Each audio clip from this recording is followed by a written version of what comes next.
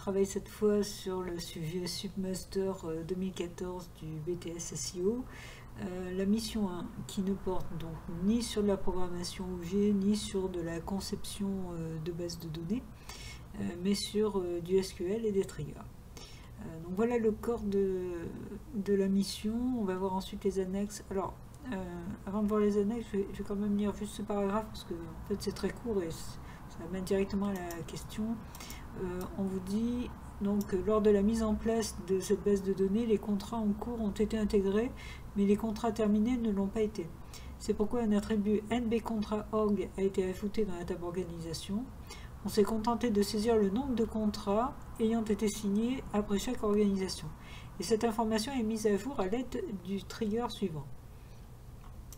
Alors, comment fonctionne le trigger? Regardez, c'est un create trigger before insert on, sur la table contrat. Donc, avant d'insérer un contrat, on aurait pu faire un after insert d'ailleurs, ça aurait marché très bien.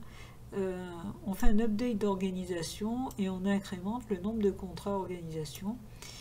Uniquement pour l'organisation dont l'ID.org fait partie, donc bien sûr du contrat que je suis en train d'insérer, hein, puisque le contrat concerne une organisation. Alors voyons les annexes pour mieux comprendre.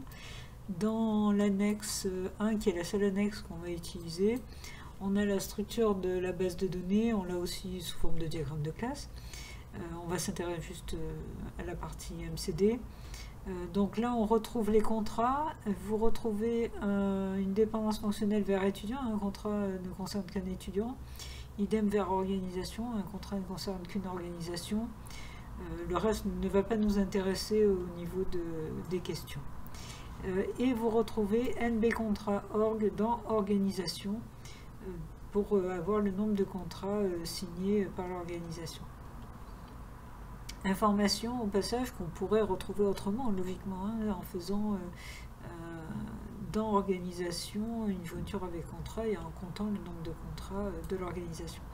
On peut imaginer que peut-être qu'à l'origine il y avait déjà des contrats, c'est ce qu'on suppose dans le sujet, et qu'on a mémorisé ce nombre de contrats dès le départ et qu'on rajoute des contrats à l'organisation qui avait déjà des contrats. Ensuite, vous avez le schéma relationnel hein, qui vous donne toutes les informations classiques et on retrouve donc contrat avec l'ID, etc. Hein, et le fameux IDORG dont on a eu le new IDORG au niveau du trigger. Ok. Ensuite, on nous dit, afin de connaître le nombre de contrats que signe un étudiant lors de son passage au centre, la donnée nbcontra-études vient d'être ajoutée dans la table étudiant. Donc effectivement, dans étudiant, on voit qu'il y a, dans la même logique hein, que l'organisation, dans étudiant, on a le nbcontra-études qui nous donne le nombre de contrats d'étudiants. Alors, je ne dirai pas la deuxième partie tout de suite, puisque ça fait l'objet d'une dernière question. Première question, modifier le code du déclencheur pour mettre à jour les données nbcontra-études. Donc on vous demande de modifier ce trigger. Alors je vais récupérer le code du trigger pour la question et on vous demande de prendre en compte le nbcontra-études. Donc ça veut dire quoi? Ça veut dire que logiquement, de la même façon que vous avez mis à jour le nbcontra.org, on vous demande de mettre à jour automatiquement le nbcontra-études. Et ça se fait bien sur l'ajout à chaque fois d'un contrat. Hein. Sur un insert d'un contrat, vous avez mis à jour nbcontra.org, vous allez mettre à jour nbcontra-études. Donc, vous l'avez compris, c'est un simple copier-coller qu'on vous demande. Donc, vous refaites un update avec la même logique. Du coup, je fais un copier-coller, la même logique que le précédent, mis à part qu'au lieu de modifier organisation, vous allez modifier la table étudiant.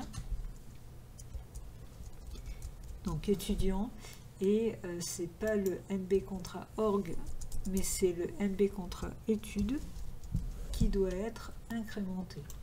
Donc nbcontra-études. Voilà. Et c'est toujours bien sûr sur le IDORG non, c'est pas IDORG, excusez-moi. Donc quand le new ID étudiant, alors on va vérifier quand même si dans organisation on s'appelle, oui c'est bien ça, c'est ID étudiant. Donc ID étudiant. D'accord. On va modifier uniquement l'étudiant qui nous intéresse, hein, le nombre de contrats de l'étudiant qui nous intéresse. Voilà, on a répondu à la première question. Deuxième question, expliquer en quelques lignes quels autres déclencheurs sont nécessaires pour que les données MB-Contrat-Org et MB-Contrat-Études soient toujours exactes. L'écriture de ces déclencheurs n'est pas demandée. Alors, ils vous le disent là, mais ils ne l'auraient pas dit entre parenthèses, il fallait le comprendre, hein, puisqu'on vous dit expliquer en quelques signes quels autres déclencheurs. On vous dit d'expliquer, on ne vous demande pas d'écrire les déclencheurs. Donc, d'une manière générale, faites juste ce qu'on vous demande. Parce que, imaginez que vous répondiez juste à la question, mais qu'ensuite vous écriviez le déclencheur avec des erreurs. C'est dommage parce que peut-être que suivant sur quel correcteur vous allez tomber, vous serez pénalisé parce que il se dira ah, il ne sait pas écrire le déclencheur. Donc, puisqu'on ne vous demande pas de l'écrire, vous dites juste lesquels il faut écrire. Alors, l'idée, c'est de faire en sorte que NB Contrat Études et NB Contrat Org gardent toujours des valeurs correctes. Donc, ce déclencheur est sur l'insertion d'un contrat. Donc, on ajoute un nouveau contrat, c'est normal qu'on fasse plus un dans le NB Contrat Études de l'étudiant et NB Contrat Org de l'organisation. Alors, quels sont les autres déclencheurs? Ça paraît assez logique. Hein. Si vous supprimez un contrat, il faudra décrémenter les deux attributs. Et si vous modifiez un contrat, peut-être qu'il faudra éventuellement faire des modifications. Ça, c'est un petit peu plus difficile à repérer. Mais en tout cas, ce qui est sûr, c'est que il faut préciser qu'il faut écrire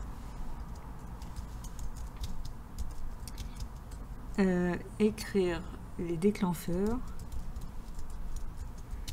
sur la suppression, le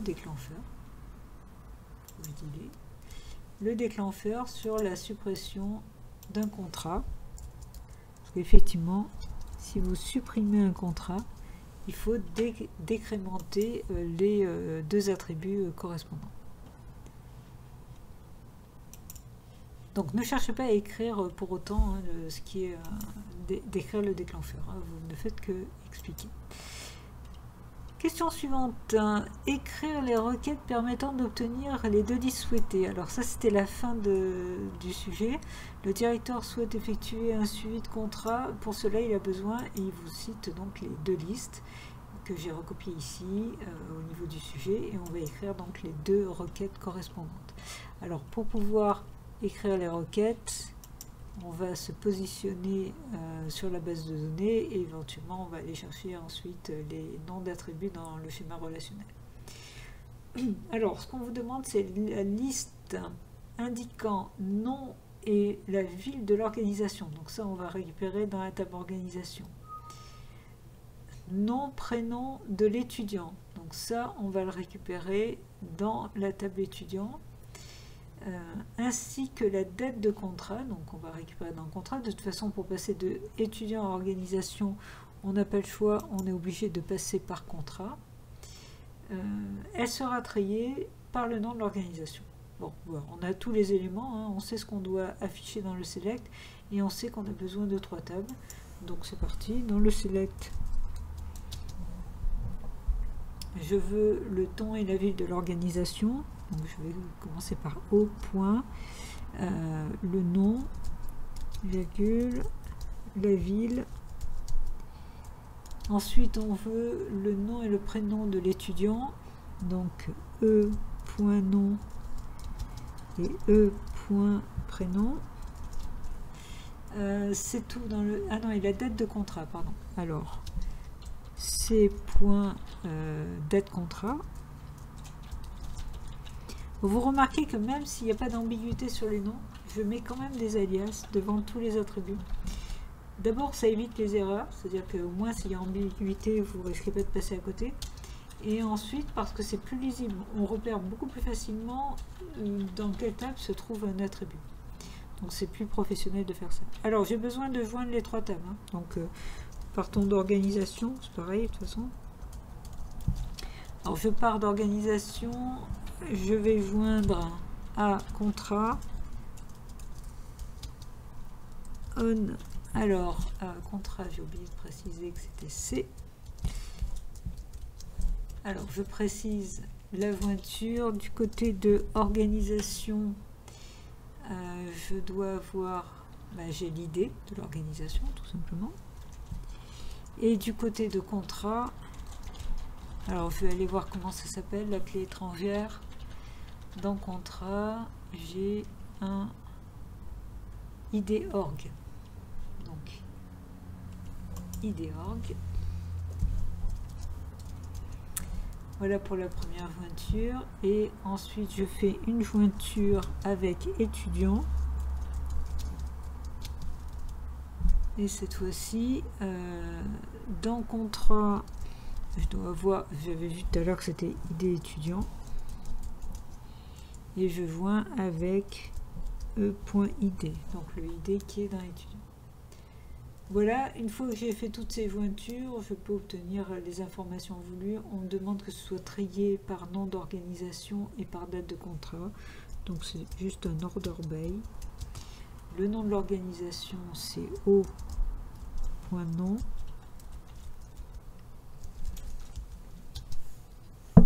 Et trié par la date de contrat, donc c.date contrat. Donc une requête extrêmement facile à écrire. Il n'y avait rien de particulier dans cette requête. Deuxième requête, liste des organisations ayant signé plus de 5 contrats indiquant le nom de l'organisation et le nombre de contrats. Donc là, ce qu'on veut, c'est afficher le nom de l'organisation, le nombre de contrats. Alors, je suis sûre que quand cette requête a été écrite, la question a été écrite, avec un peu de chance, la question précédente n'avait pas été faite. Celle qui rajoute le NB contrat org, à tous les coups, il n'y était pas au départ, parce que du coup, là, la requête est d'une simplicité affolante, hein, parce que là, du coup, on affiche quoi? Le nom de l'organisation et NB contrat org de la table organisation. Alors, attends, si je vais à la ligne, c'est plus sympa. Voilà. Et j'ai juste à faire un test sur justement le NB contrat org qui soit supérieur à 5, hein, puisqu'on veut plus de 5 des organisations qui ont eu plus de 5 contrats. Donc vous voyez là, pour le coup, la requête est vraiment très simple. Si on n'avait pas NB contrat org, là forcément on aurait été obligé de faire une jointure et de faire un group by en faisant un having compte étoile supérieure à 5, hein, pour compter le nombre de contrats. D'ailleurs, on va l'écrire comme ça, vous verrez dans ce cas-là comment il faut gérer les choses. Donc, si je veux, alors cette fois-ci, j'ai besoin donc du nom de l'organisation et on a besoin d'afficher le nombre, donc le compte étoile. Je vous rappelle que on fait un compte étoile, on va le renommer d'ailleurs, hein, on va l'appeler NB contrat.